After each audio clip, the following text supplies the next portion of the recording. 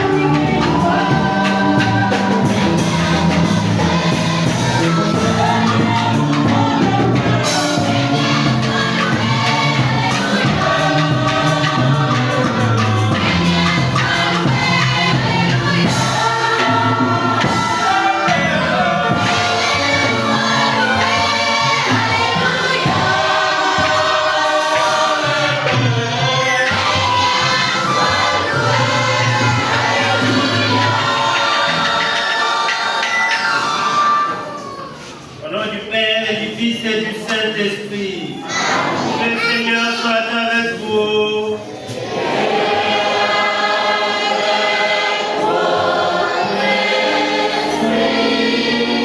Frères et sœurs, peuple bien-aimé de Dieu, shalom. Shalom.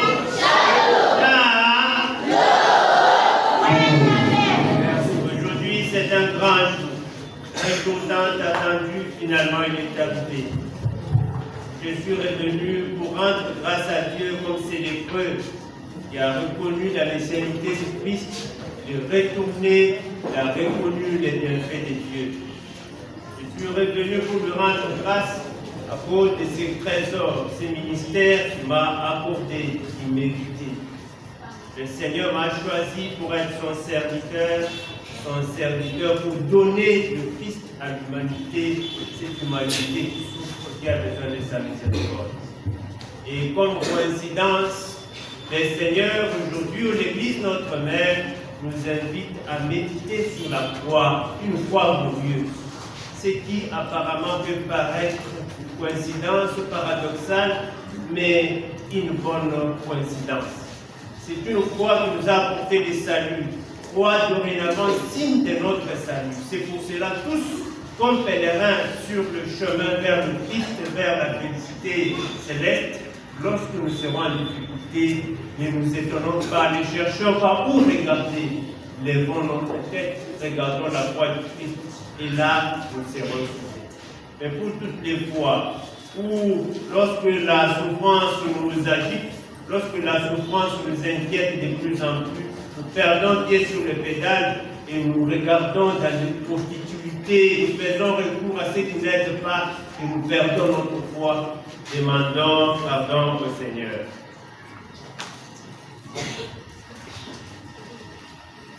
Je confesse à Dieu Tout-Puissant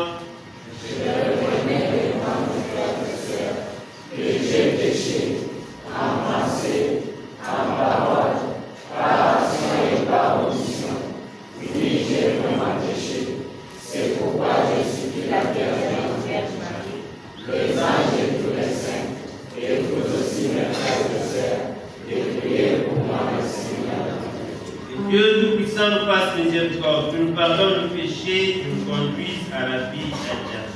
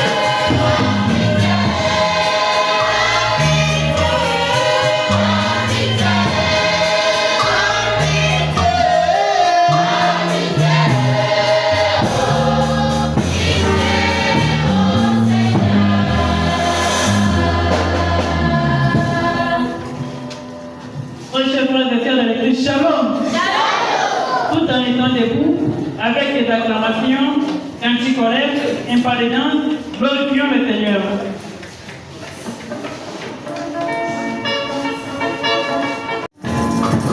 Hallelujah.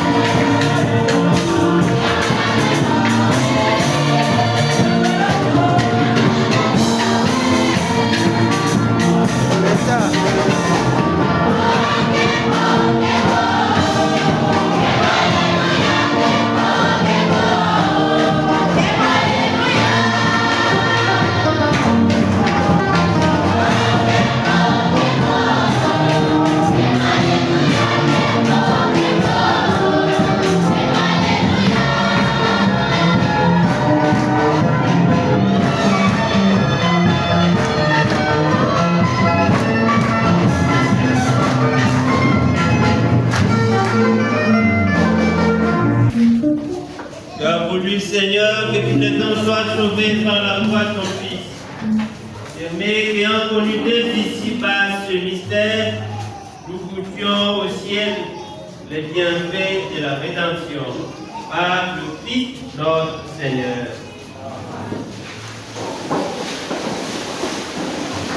Soyez par l'Église de notre Mère.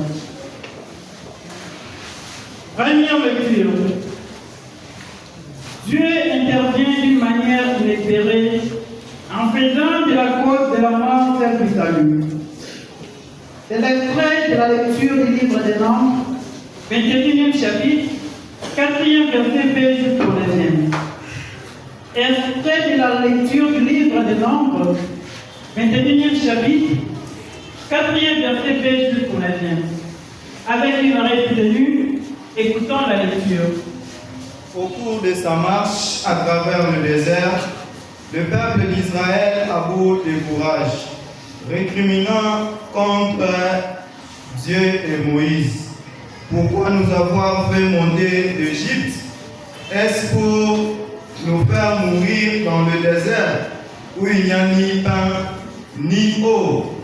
Nous sommes dégoûtés de cette nourriture misérable. Alors le Seigneur envoya contre le peuple le serpent à la morsure brûlante, et beaucoup en mourirent dans le peuple d'Israël. Le peuple vint vers Moïse et lui dit: Nous avons péché en récriminant contre le Seigneur et contre toi. Intercède auprès du Seigneur pour qu'il éloigne de nous le serpent. Moïse intercéda pour le peuple, et le Seigneur dit à Moïse: Fais-toi un serpent et dresse-les au sommet d'un mât. Tous ceux qui auront été mordus, qu'ils les regardent et ils vivront. Moïse fit un serpent de bronze et le dressa au sommet d'un mât. Quand un homme était mordu par le serpent et qu'il regarde vers le serpent de bronze, il conservait la vie. Parole du Seigneur.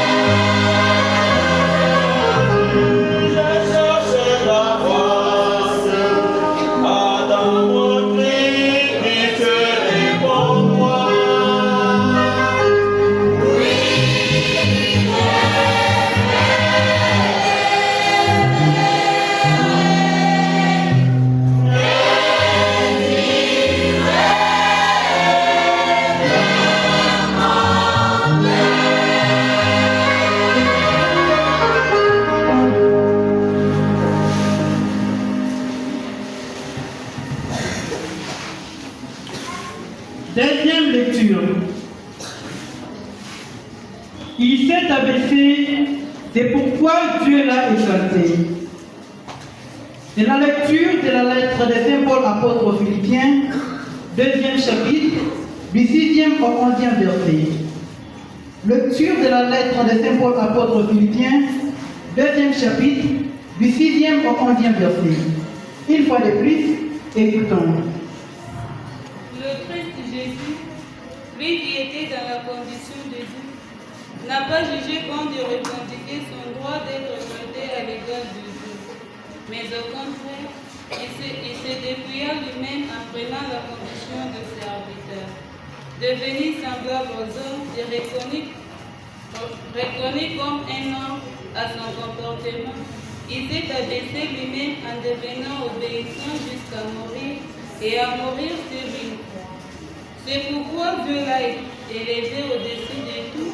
Il lui a conféré les noms qui surpassent tous les noms, afin qu'au nom de Jésus, aussi, sur terre et dans la vie, tout être vivant tombe à genoux et que toute langue proclame Jésus est le Seigneur pour la gloire de Dieu le Père. Parole du Seigneur. Très chers frères et sœurs, méditons.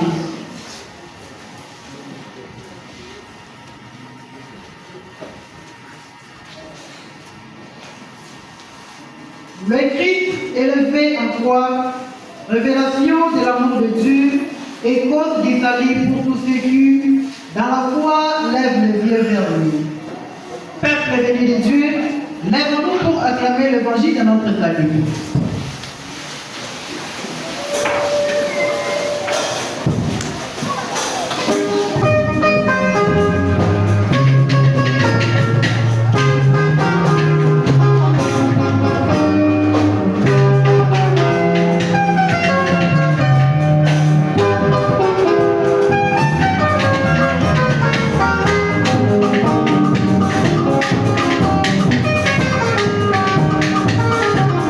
Amen.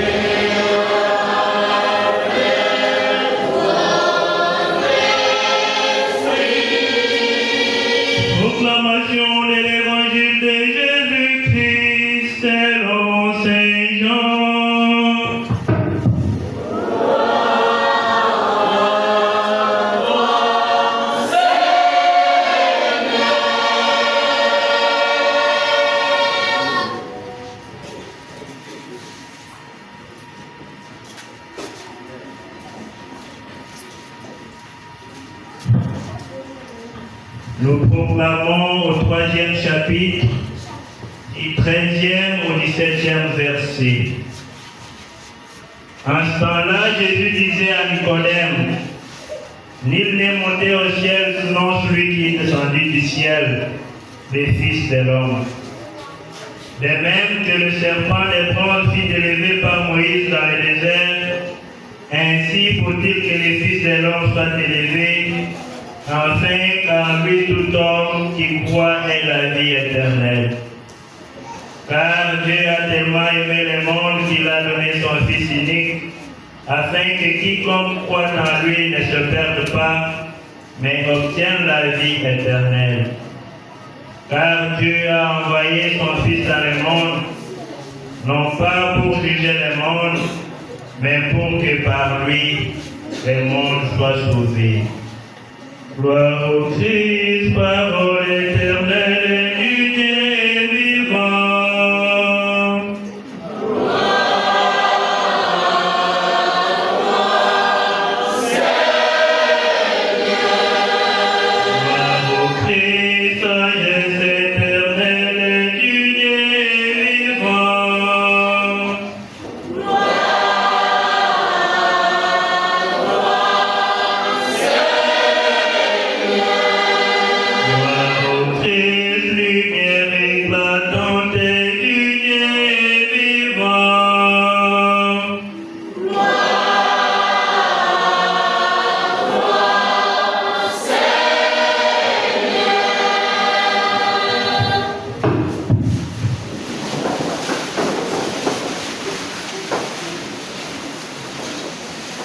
Shalom. Shalom. Comme je venais de le dire, aujourd'hui nous célébrons la croix glorieuse de Jésus. Une croix qui est glorieuse. N'est-ce pas coïncidence ou paradoxe, contradiction? Comment une souffrance peut-elle être joyeuse ou une paix qui peut être belliqueuse ou querelleuse?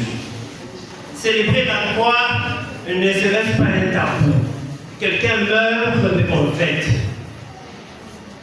Comment la mort peut-elle être objet d'une célébration solennelle? Frères et sœurs, chez les Juifs, on mettait quelqu'un, on crucifiait quelqu'un sur la croix, et ce genre de personnes qu'on pouvait crucifier, c'était des grands bandits, des grands délinquants. Voilà, aujourd'hui, le Christ est assimilé à ce genre de personnes. Crucifié sur la croix entre deux bandits.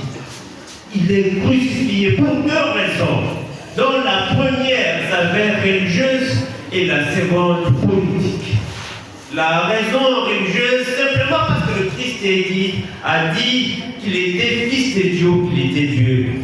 Et la raison politique, c'est qu'il a dit qu'il était roi des Juifs. Frères et sœurs, est-ce que Dieu pouvait-il être crucifié?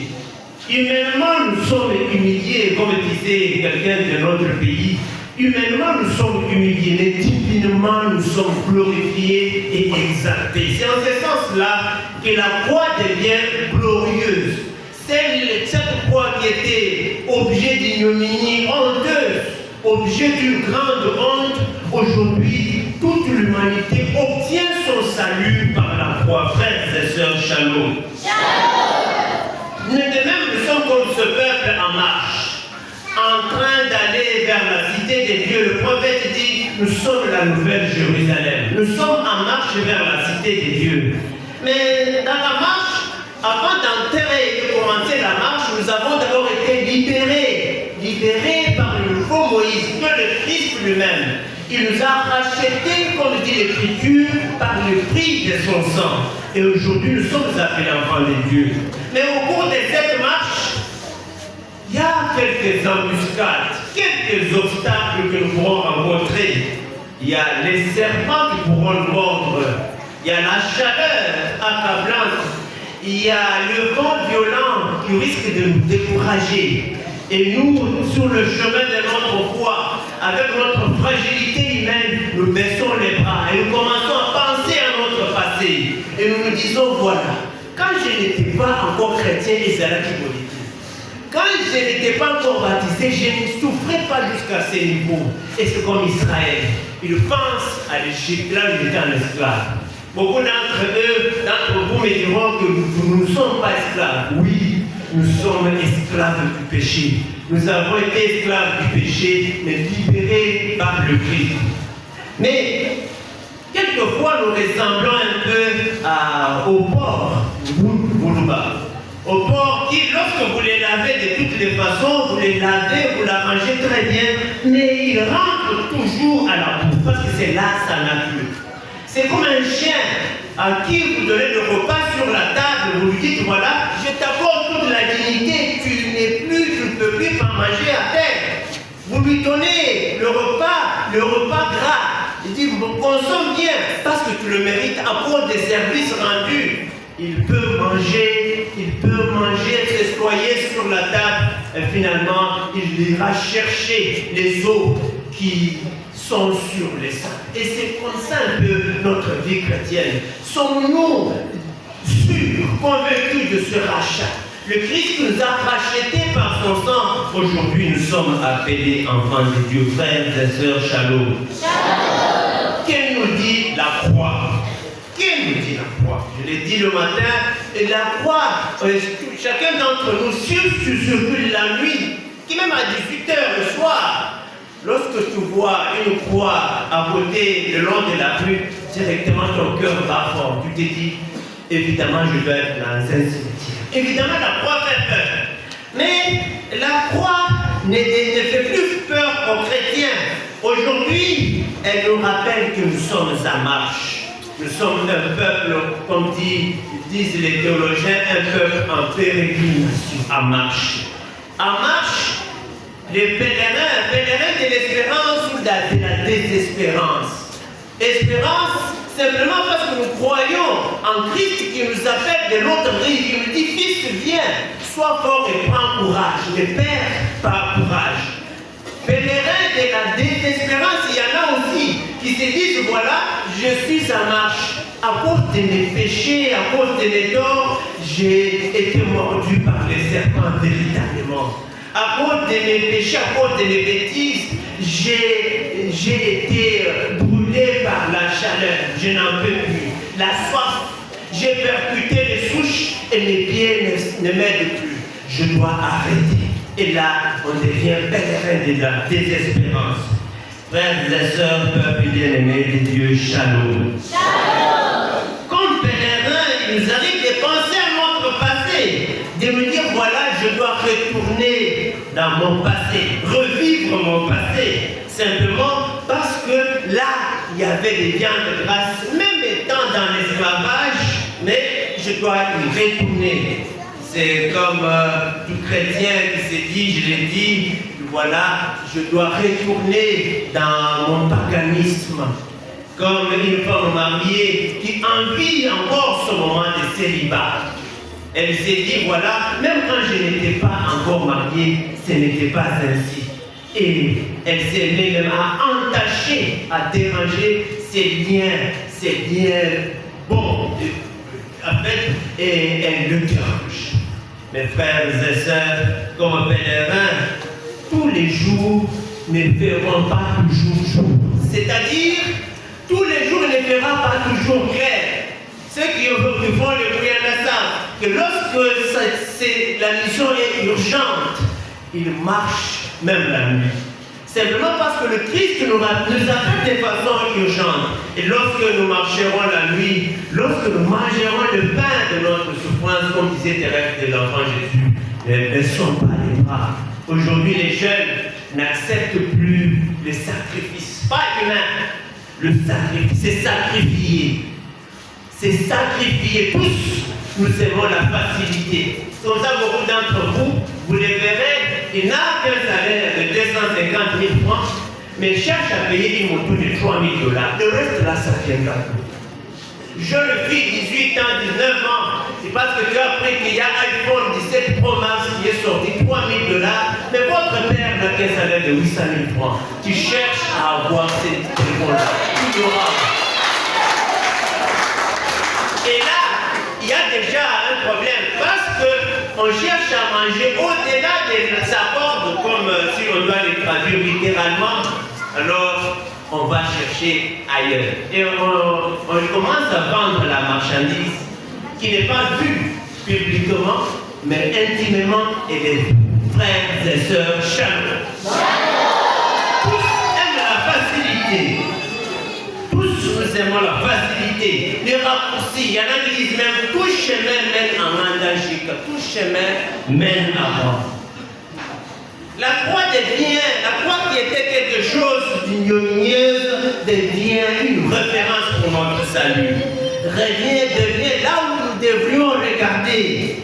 Jeunes gens, jeunes frères, jeunes sœurs, chers parents, où regardez-vous lorsque ça ne va plus? Les Louba disent un proverbe qui est véritablement mauvais lorsqu'on le prend dans un mauvais sens, véritablement. Où regardez-vous? Où regardez-vous lorsque les choses deviennent difficiles? Révoquez de vos fonctions, chassez du travail, simplement parce qu'on vous a demandé certaines faveurs. Venant de vous-même, actuellement, pour avoir même du travail, il faut se donner soi-même en holocauste. Il faut s'offrir qu'on y paie ça. Sinon, on ne vous donne pas. Frères et sœurs, frères, chères sœurs, où regardez-vous? Encore sur le toit familial, encore chez tes parents, tu as attendu le mariage, il ne vient pas. Les yeux, il y en a côté. Et d'ici 40 ans, ménopause, ça te menace véritablement. Où regardes-tu? Tu as présenté l'examen d'État plusieurs fois, 20 fois, sur les autres journalistes. Finalement, c'est votre oncle qui est au village, votre propre mère, et vous entrez en inimitié avec vos propres parents, simplement à cause d'un chat. Où regardez-vous? Frères et sœurs, le psalmiste dit, j'élève les yeux vers les montagnes, d'où me viendra le secours? Le secours me viendra du Seigneur qui a fait les ciels et la terre. Et aujourd'hui, les Seigneurs nous disent, lorsque ça ne marchera pas, et même le psaume dit, levez la tête car votre corps recommence à vivre. Levez la tête. Lorsque ça sera difficile, levons la tête, regardons le Seigneur. Et la croix nous dit finalement, regardez l'humilité de Dieu. La croix nous dit finalement, regardez l'humilité de Dieu. Lui qui était de condition divine, s'est abaissé, devenant obéissant jusqu'à la mort et la mort de la croix. Et par conséquent, Dieu l'a exalté. Il a relevé au-dessus de tout l'homme afin que tout genou fléchisse au ciel et sur la terre et proclame Jésus-Christ est Seigneur et Sauveur. Et toi, jeune, et toi, parent, pourquoi t'enorgueillis-tu? Je disais dans une assemblée quelque part, vous verrez un jeune, tous nous sommes ici des familles pauvres. Vous verrez un jeune, même chez nous, à la maison, la brouette pour l'avoir, c'est difficile. Mais lorsqu'elle marche sur la route, c'est comme si chez eux, il y avait tout un garage de voitures parquées. Frères et sœurs, shalom. Jeune, pourquoi t'enorgueillis-tu? Le Seigneur t'a béni, il t'a donné, il a fait que tu aies quelques paires de chaussures, un peu d'habits bons. Mais pourquoi dénigres-tu celui qui a une tunique déchirée? Chacun a son bout chez les coiffeurs. Si Dieu t'a béni aujourd'hui, demain, son bout viendra. Frères et sœurs, shalom. Jeune, pourquoi t'enorgueillis-tu? Pourquoi ne regardes-tu pas le Christ? Qui est ton modèle? C'est à nous de choisir. Si c'est le Christ qui est notre modèle, suivons ses pas, soyons humbles comme lui, il nous élèvera.